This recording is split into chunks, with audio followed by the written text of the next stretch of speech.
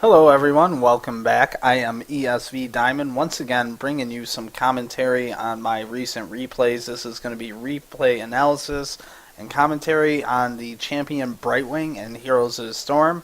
This is the Zagara patch, so it is current and up to date, and we'll jump right into it. No need for any further intro. Right off the bat, let's talk about the build. Level 1, Path of the Wizard. While there is several other options that are attractive at level 1. This game is played on Cursed Hollows, which has very extended team fights, and Path of the Wizard will allow me to stay in team fights longer, provide more healing, provide more utility. It's really, really important. The only time I really don't take this is maps that have less team fighting, say like Haunted Mines in particular, or if I am going to be stuck in a solo lane, such as solo mid Brightwing. In which case I take the Q upgrade. Level 4, we're going to take Protective Shield. In my opinion, this is by and far the most powerful option for Brightwing. It adds a ton of sustain to his kit. Level 7, Regenerative Rains, because every other option is absolutely not even close to as powerful as Regenerative Rains. It is the single largest talent point spike you will have on Brightwing.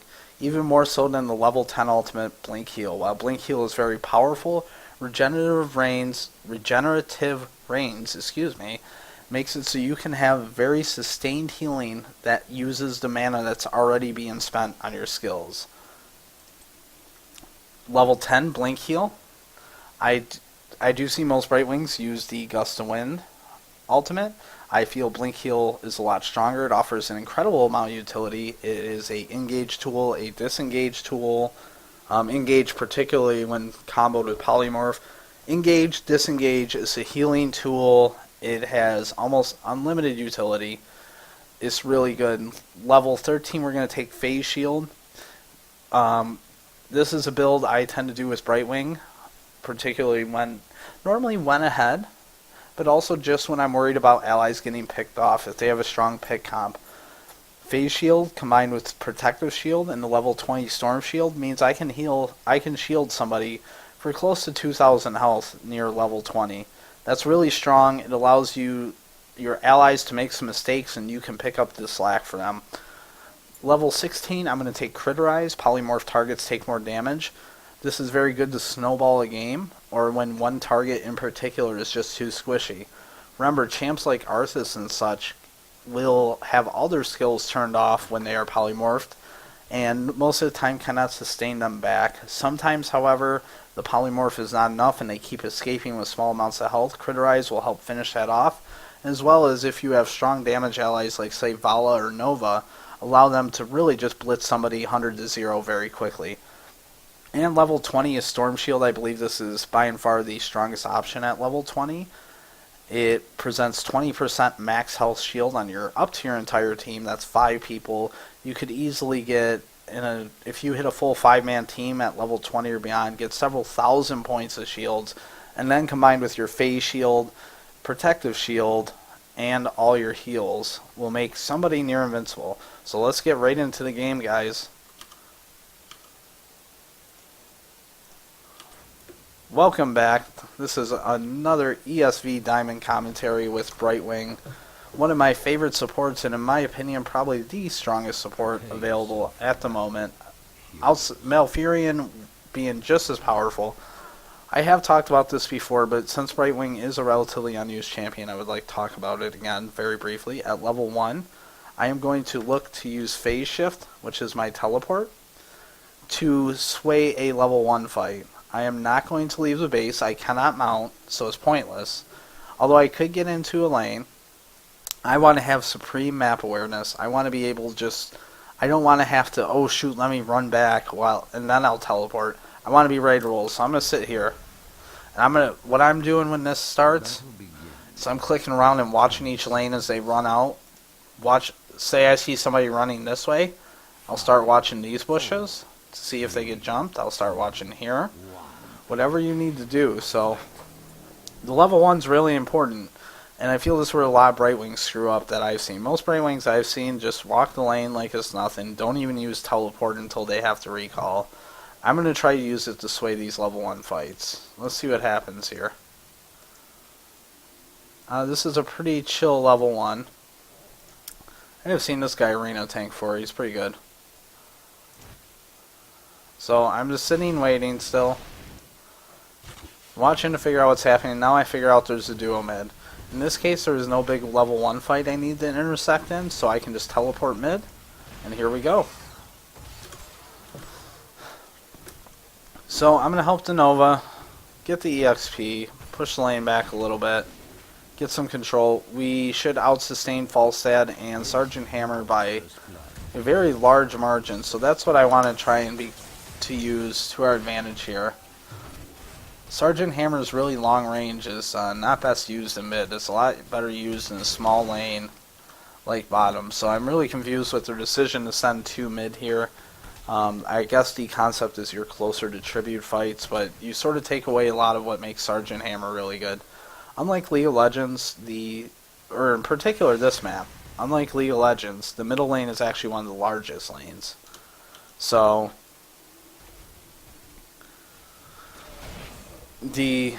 since Sergeant Hammer cannot move while in siege mode until level 7, that's going to provide him a lot of disadvantage. He's going to spend a lot of time positioning, repositioning, and not really accomplishing a whole lot. I can sneak in, take heals like that.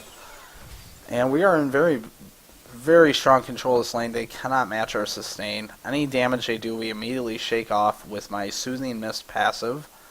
And now Nova's going to wander bot. Brightwing is very strong in 1v2s, as you can heal yourself up for no mana. So I just want to stay in range. I'm staying in the EXP range here, being annoying, grabbing heals. And now this is the time where I would go back to the fountain. As Brightwing, you do not use the fountain that frequently, as you can oftentimes more quickly recall the base, get the full health, and use phase shift to return back to lane. So we're up 2 kills, we're even in levels, this is going well for us. They're going to try and post up here, and this is just, again, this is Hammer is immobile. I see that Hammer goes in there. All I gotta do is stay around here. So right now I know we're getting close to level 7. I feel at level 7 in particular, so we can really take these guys. Once I have regenerative range, we're going to have so much heal. Look at the damage Rios output there too. So I'm not scared of Hammer now that I know his Falstad is nowhere near.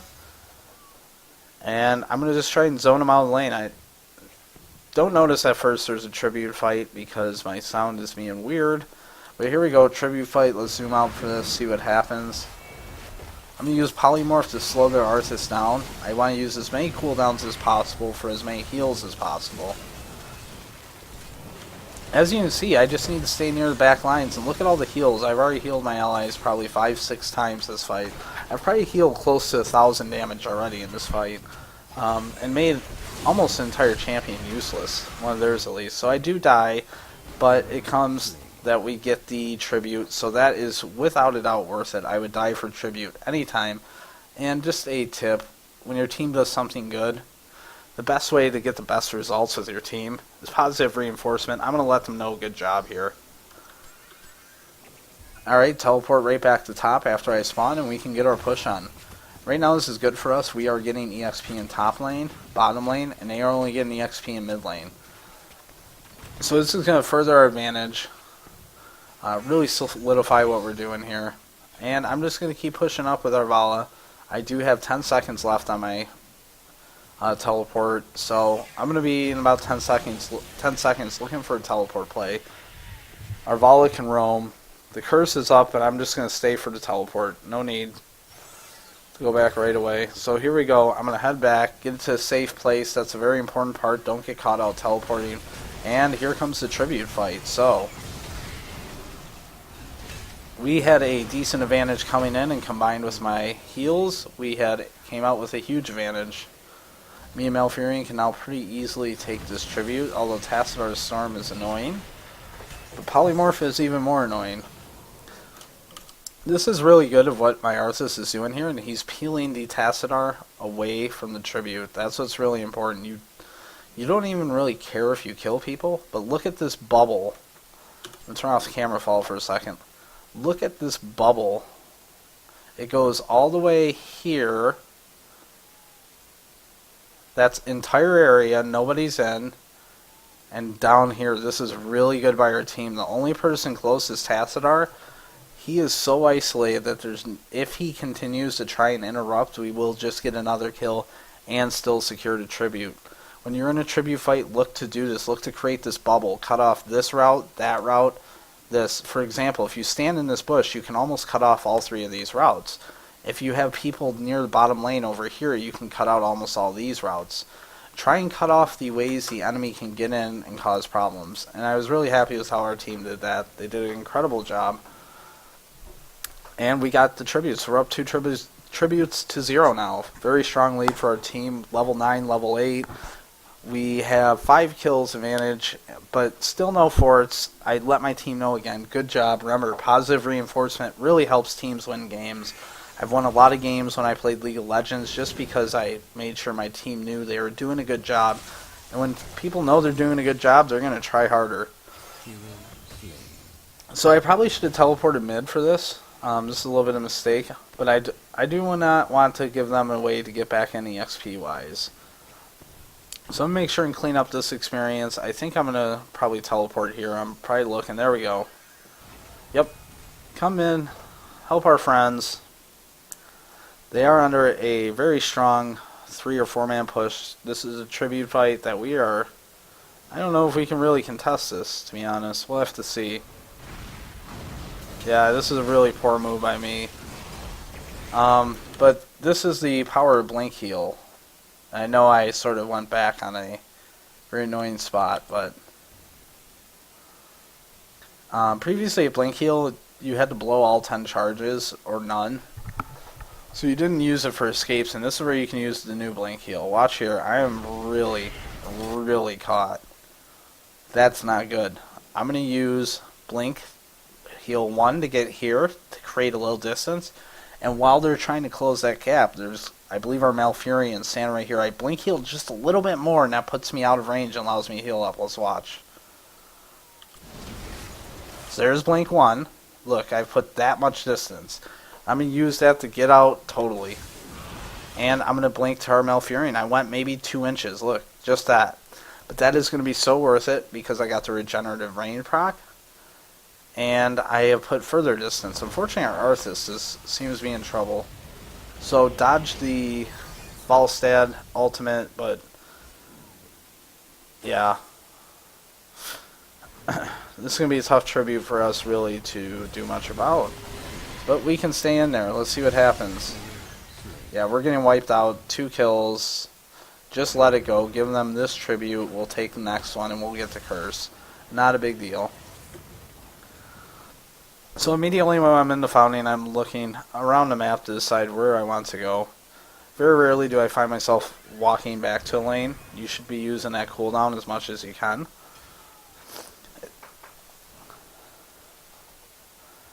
Still going to cruise, help out the Arthas lane. We have Malfurion on the way, which will be nice for the route. We'll have 2 routes. Actually, 3 routes. Let me see what ultimate Arthas took. Hold on one moment. Nope, we have 2 routes down there. That's good. Just real quick, let's go over the stats. I am currently sitting 4-1 with a good amount of healing done. 12,000, not up to Sergeant Hammer's highly glitched healing. That is not correct, by the way. It's still fun.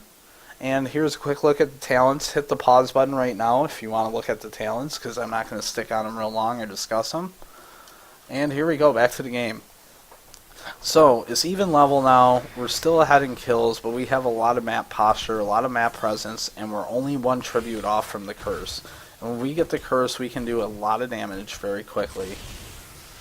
So I'm going to go here, just absorb the experience. I can take free harass because I heal for 0 mana. That's a very strong ability. I cannot repeat that enough with the passive. Real quick, don't be afraid to cast your E on yourself and learn how to use your Alt key and the skill to cast. So watch here. I'm just doing my thing, but if I didn't cast this fast enough, I'd be dead. They have the whole goon squad rolling in with Arthas leading the way. So watch this. I'm immediately, when I see him get in this line, I'm going to cast my Pixie Dust on myself for the 25% move speed, and I'm going to use that to dodge his route here. Bam. If I had not had the move speed, I would have been rooted. They could have very likely followed up on it and killed me, especially since I was having some lag issues this game. So I'm going to stand here. They have a lot mid. They have all the resources mid. I need to just chill, defend, defend, defend. And they're finally spreading out. So we have two of our guys at the night camp. This is actually a pretty poor time to jungle, but it is far from the end of the world. And we got to try and make a fight of tribute. They only have one, so if we lose this one, it's not the end of the world. And I'm trying to get to my Demon Hunter, which doesn't happen. Use the E on myself to get out of there as quickly as possible. I'm not going to spend the time polymorphing because there is a cast animation. And again, I can use Blink Heals and Escape. And since it's only one charge used, not worry about potentially blowing 100, or I think it was a 80-second cooldown before, blowing an 80-second cooldown for nothing. I'm going to recall. I'm going to get the full health and mana. I believe, yes, they took that tribute. It's now 2-2 on the tributes. That's getting really dangerous for us. We need to make sure we get the next tribute. We can't have guys jungling like this when a tribute is on the map, especially if that tribute's going to set off the curse. Remember, guys, the order of this map, curse, tribute goes above everything. It is more important than jungle camps, with very few exceptions. There's a couple times where really late in the game, when you're really ahead, you can afford to give one up to take more different things that will help you push. But in this case, tribute is the most important resource on the map, more so than mercenary camps, more so than experience from minions, more so than kills on enemy champions. So I'm going to come here. I'm pretty satisfied with my tankiness. I'm not super scared of anything.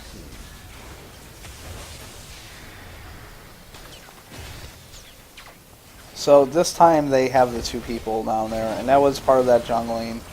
But just if we had 5 here, we'd win regardless. It didn't matter. We win 5v5s very convincingly.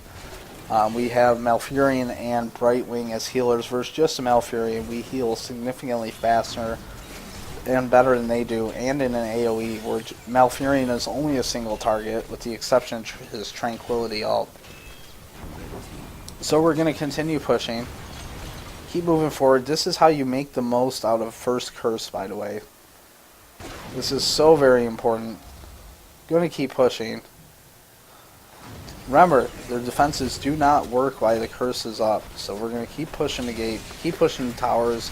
I'm going to let them attack me with stuff, because I know I can heal it right back off, and they're going to waste mana, they're going to waste cooldown, they're going to waste opportunity.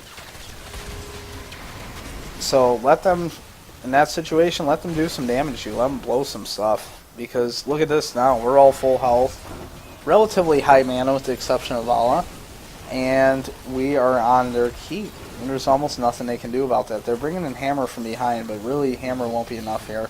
We can just outmove Hammer. I'm going to use Blink Heal to keep Arthas alive. I'm pretty low myself, but I use my Protective Shield and Blink Heal to work my way out of it. Like I said, I want to cast spells as much as possible, and I want the most amount of Regenerative Reigns procs. So this push is going well. Even though the curse has been off for a good 15-20 seconds already, they cannot stop our push. Our healing is just too much at this point. We're too far ahead. Brightwing and Malfurion can shrug off, combine almost any damage their team is capable of outputting at this point in the game.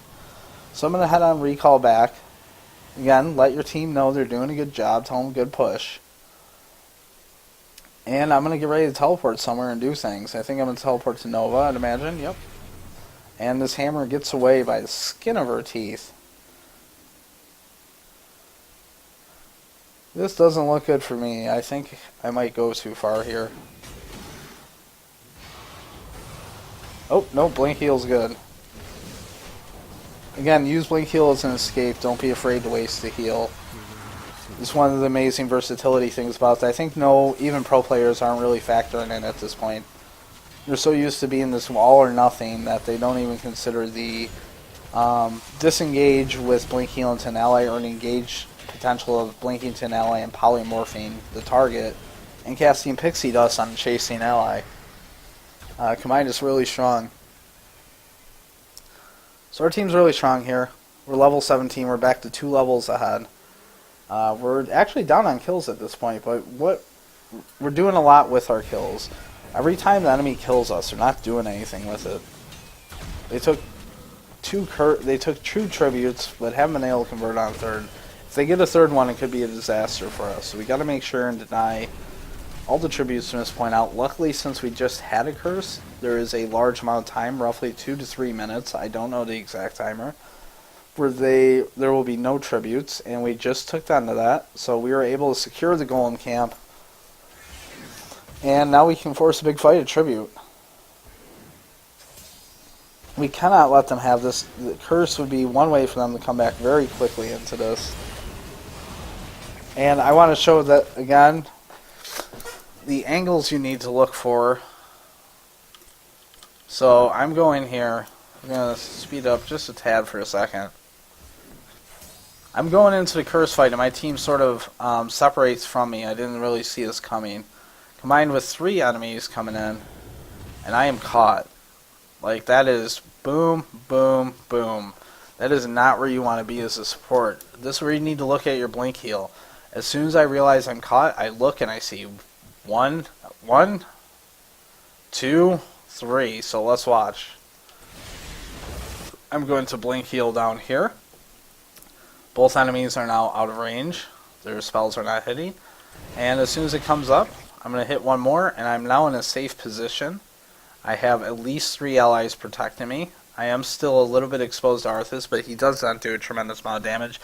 And additionally, we have our Vala coming in hot here, so we'll continue the replay.